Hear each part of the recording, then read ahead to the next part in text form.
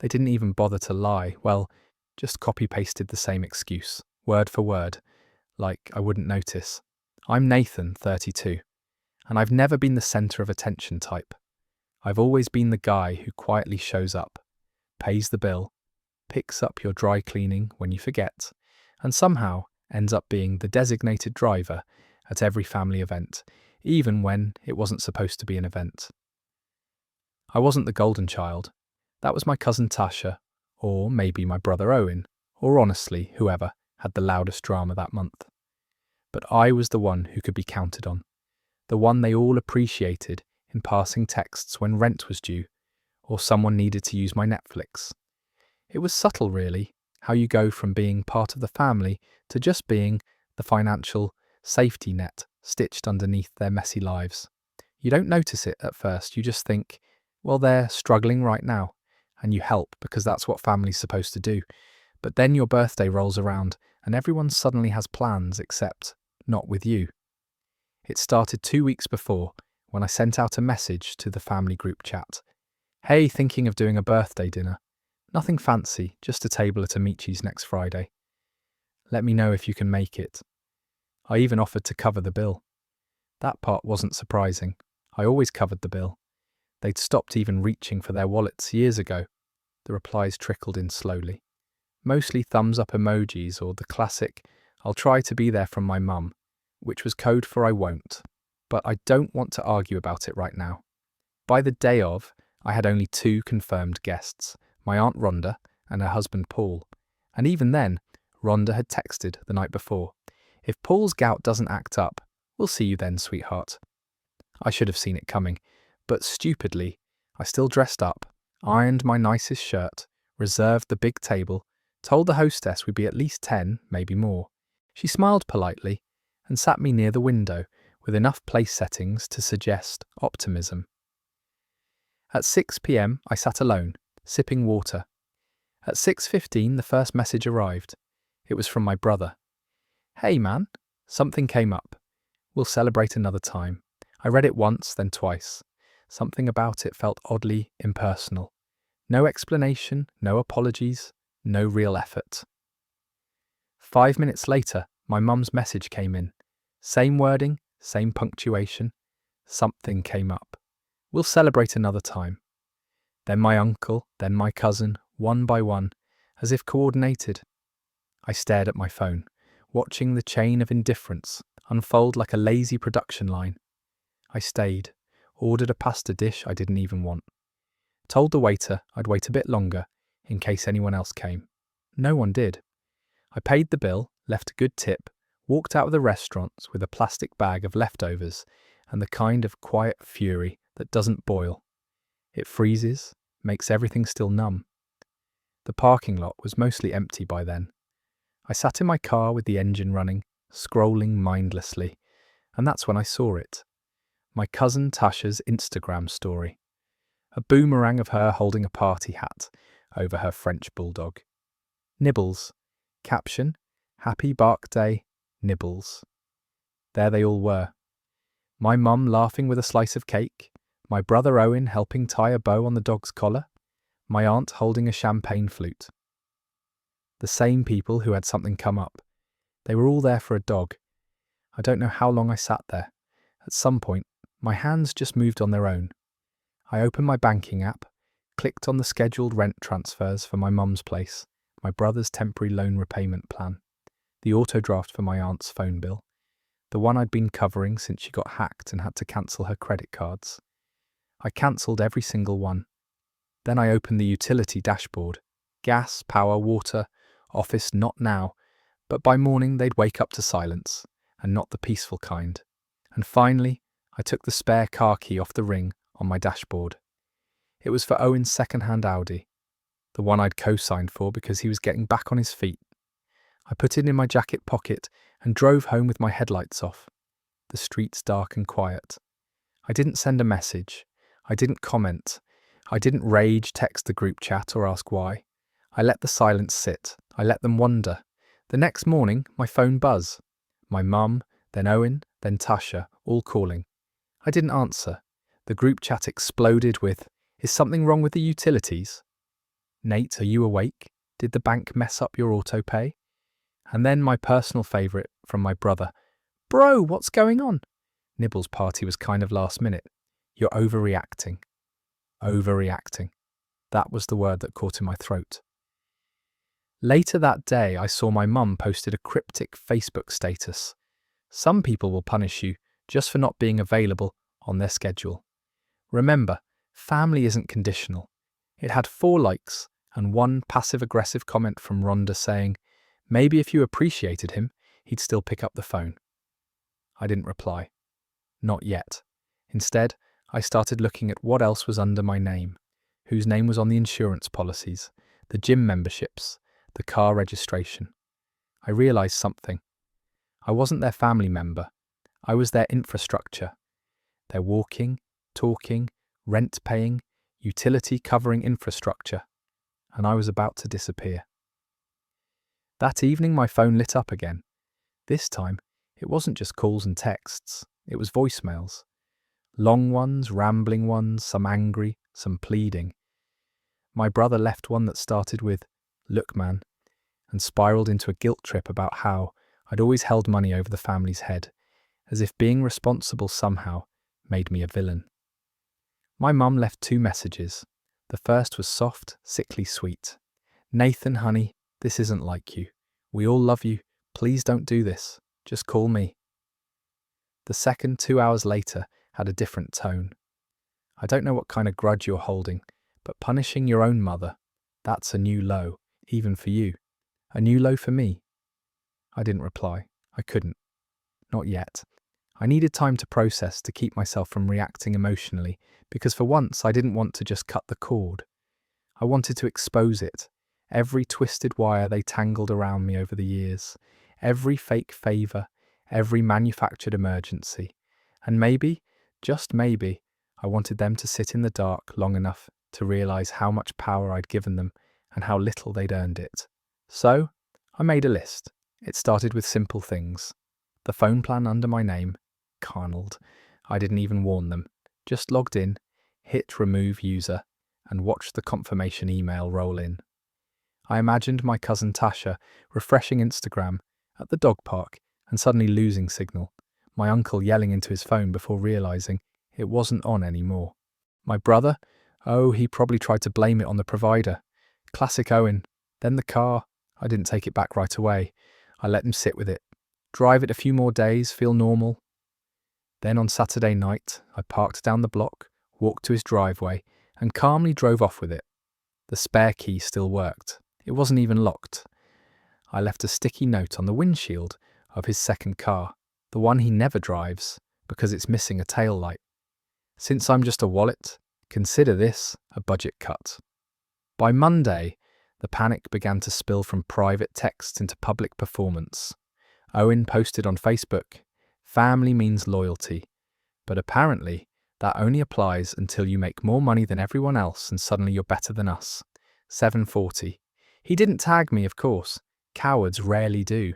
But people in the comments knew exactly who he met. A few even liked the post. His girlfriend commented, "You deserve better, babe." Better than what? A brother who paid your bills? Who funded your move 3 cities away? Who covered your medical bills when you couldn't afford insurance? I didn't respond. Instead, I emailed the landlord. My mother's landlord. Actually, she'd been living in a duplex I owned outright, but technically, the lease had been in my name for legal reasons. It had always been a handshake deal. No rent. Just help your family, she said. For 4 years, I did covered taxes, maintenance, even the occasional repainting. But now, I sent the email. This is official notice that the current tenant has 30 days to vacate the property unless she wishes to begin paying fair market rent, effective immediately.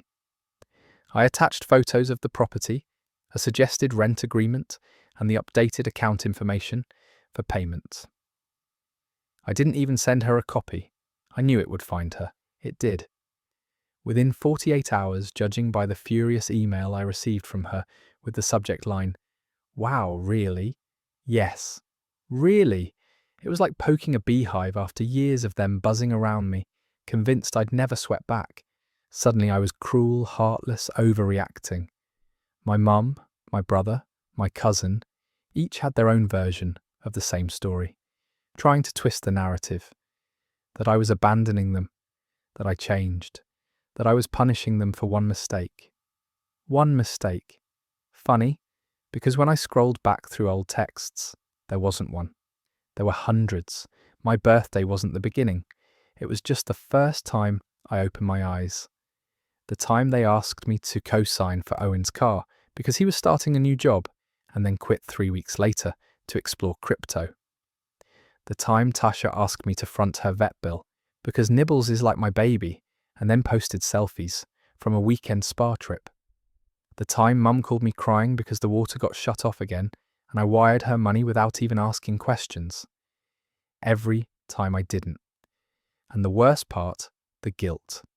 The quiet, constant guilt that if I stopped helping, I would be the bad guy. That maybe I was being selfish. That maybe I was the problem. But standing there in the dark hallway of my apartment, phone buzzing with calls I no longer had to answer, I realised something.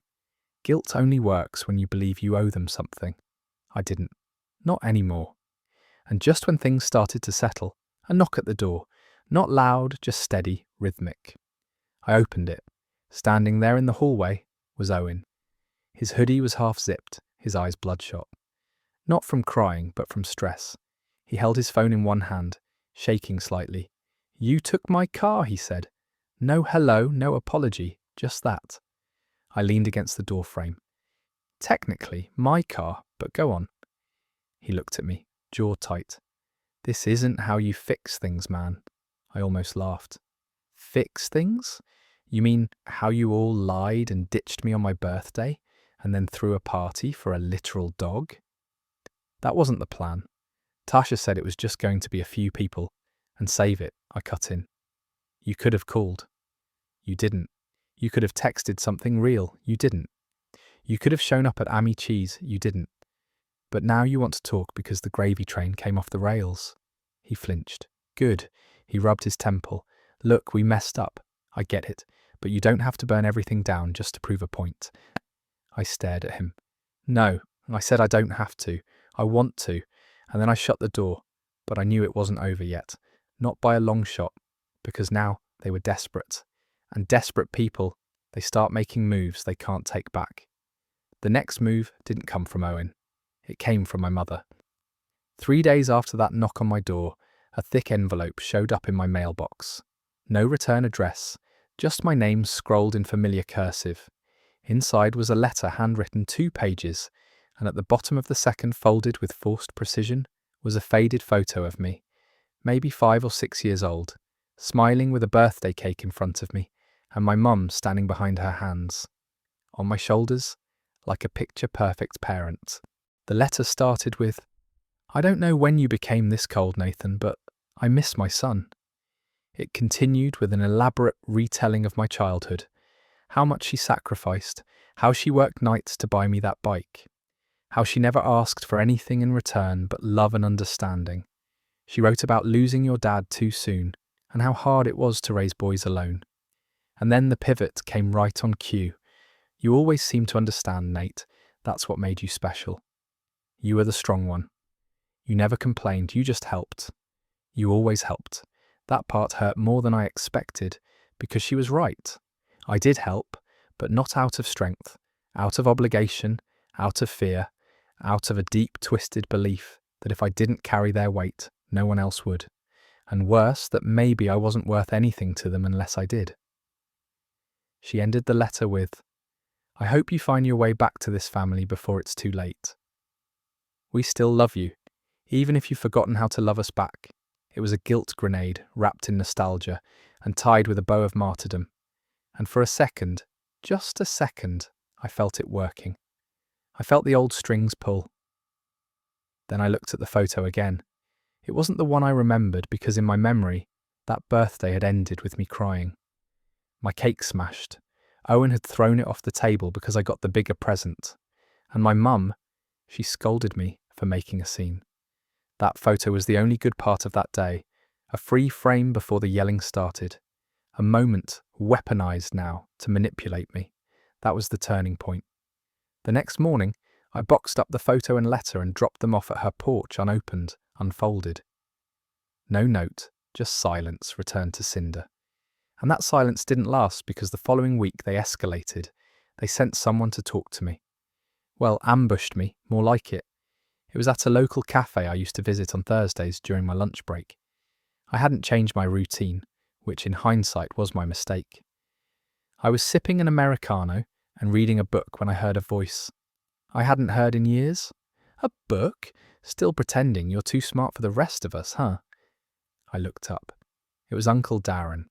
If you've ever met someone who managed to combine sleeves with a sense of entitlement so thick it should come with a warning label, you know the type.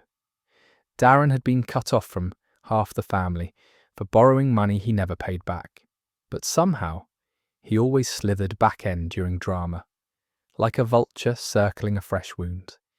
He pulled out the chair across from me, without asking, and sat down like we were old buddies catching up. I told him not to send a letter. I said, "Nate's a man. You talk to men face to face. But your mum, she's got a soft heart, you know." "That woman raised you," I didn't reply. I just stared at him. Calm, blank. He took my silence as an invitation to continue. "Now, I don't know what kind of tantrum this is or what they said to get you this mad, but you're hurting people who love you, kid. Your mum's a wreck. Your brother's sleeping on my couch. You really going to keep this up?" I blinked slowly. "Is that the part you were sent here to say? Or is the guilt trip just a bonus?" His smirk dropped slightly. "I came because I care," he said. "But if you keep going down this road, you're going to find yourself real alone, Nathan. That's not what family does." I leaned forward. "No," I said, "that's exactly what family does. My family, at least, pretends silence is love, pretends obligation is connection, pretends guilt is currency." He sat back, mouth twitching. "I'm not the bad guy here," he muttered. "You were never even part of the story," I said, picking up my cup. He didn't leave quietly. He huffed, muttered something under his breath, and knocked over the creamer tray as he stormed out. The barista gave me a look. I shrugged and returned to my book. But that wasn't the end. That was just a preview because 2 days later, I got a notification from my bank. Someone had attempted to log into my account. Then again and again. Password reset requests, access denied. I changed everything, locked it all down. Contacted my bank and flagged every account under my name. I'd grown up with these people. I knew how desperate they could get when things stopped being convenient. And then came the text that confirmed it all. From Owen. "You think you're better than us? Fine. Just remember who changed your diapers, who fed you. You owe this family everything. And when mum's gone, don't show up crying." I stared at the screen for a long time.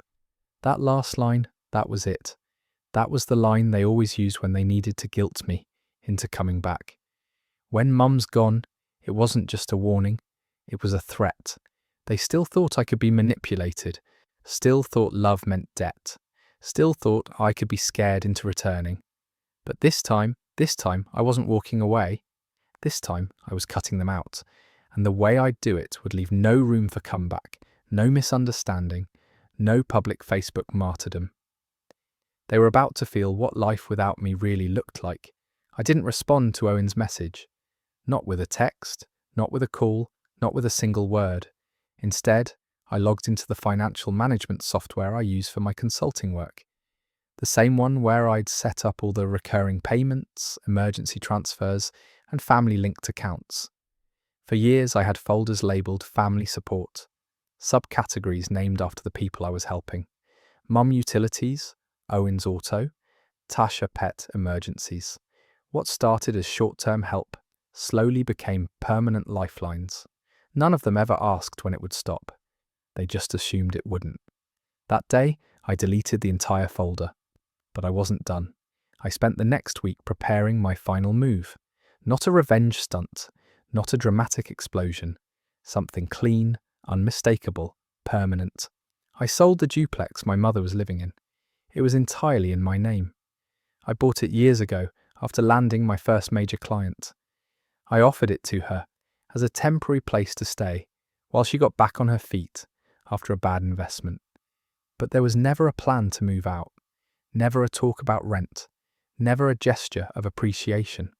The place had become a monument to her entitlement, and I was tired of preserving it. I didn't evict her. I sold the entire property to a development firm that was buying up half the neighbourhood. They paid well above market value. They asked no questions. I signed, closed, and let the process move on its own. 2 weeks later, she got the notice from the new owners. I expected a storm. What I got was silence for 3 whole days. Then the voicemail came. She didn't yell, she didn't cry. Her voice was cold, controlled. So that's it. You're cutting me out like I'm nothing, like I didn't raise you. You sold my home over a birthday dinner. She didn't say she was sorry, didn't mention the lies, the dog party, the years of manipulating me into footing the bill for their lies, while mine was quietly shrinking in the background. No, to her, I had just committed the betrayal, the unthinkable. I'd chosen myself. That was the part she couldn't forgive. I let that voicemail sit unanswered, just like all the others, but I wasn't done yet. I filed paperwork to separate every legal tie I had to them. No more co-signed accounts, no more shared plans. I even changed the beneficiary on my life insurance, something I hadn't thought about until I looked and realised it still had Owen listed in case of emergency. I donated the car I'd taken back from him. Not sold, donated. He'd already trashed the interior anyway. I switched phone numbers, new SIM, new carrier. I gave my new number to 3 people. My best friend, my boss, and my therapist. And then I moved. Not far, just enough. New address, new building with a security gate, no access unless you're buzzed in. I didn't post about it, didn't announce it. I just disappeared from their reach. They didn't take it well. My cousin Tasha tried to post a series of Instagram stories about toxic family members who forget where they came from, clearly aimed at me. One photo showed her holding a crying Nibbles with the caption, "He doesn't understand why Uncle Nate doesn't love him anymore." I almost laughed. Owen took it further. He tracked down a mutual friend and tried to ask them to pass me a message. The friend refused, told him flat out, he doesn't owe you anything. My mum, though, she didn't fight publicly. She started sending letters again, once a week, handwritten, always with the same tone. Not quite apologies, more like rehearsed sympathy. She'd start soft, then veer into gaslighting. I never meant to hurt you, but you were always sensitive. Or I just wish you remembered everything I did for you. Sometimes she'd include photos, old ones, me and Owen as kids, me and her at graduation, always smiling, frozen moments used as proof of love. I burned the first letter. I threw away the second. By the 5th, I stopped opening them altogether. And then silence. No letters, no calls, no attempts. For the first time in my adult life, I experienced what it was like to breathe without guilt sitting on my chest. I started going to the gym again. I began writing, something I hadn't done in years. I volunteered at a non-profit that helps young adults age out of the foster system. They were stunned by how easily I managed finances and spreadsheets. I didn't tell them why I was so good at budgeting and stretching resources. It didn't matter anymore. It took 3 months before I saw one of them in public. Owen. He was standing outside a strip mall, talking to someone loudly on the phone. He looked thinner, older, his shoes were scuffed, his energy was brittle. I was about to turn away when he saw me. For a second he just stared. Then he walked toward me, not fast, not aggressive, just tired. "Hey," he said. I said nothing. He looked down. "You're really gone?" "Uh-huh." Still, I didn't speak. He stopped himself. Forget it. He turned to leave, then paused and looked back over his shoulder. "You know, Mum still checks the mailbox. Hopes one of those envelopes will have something from you." I looked at him then, really looked, and said the last words I would ever say to any of them. She already got everything I had to give. He didn't respond. Just nodded once and walked away. And that was the end.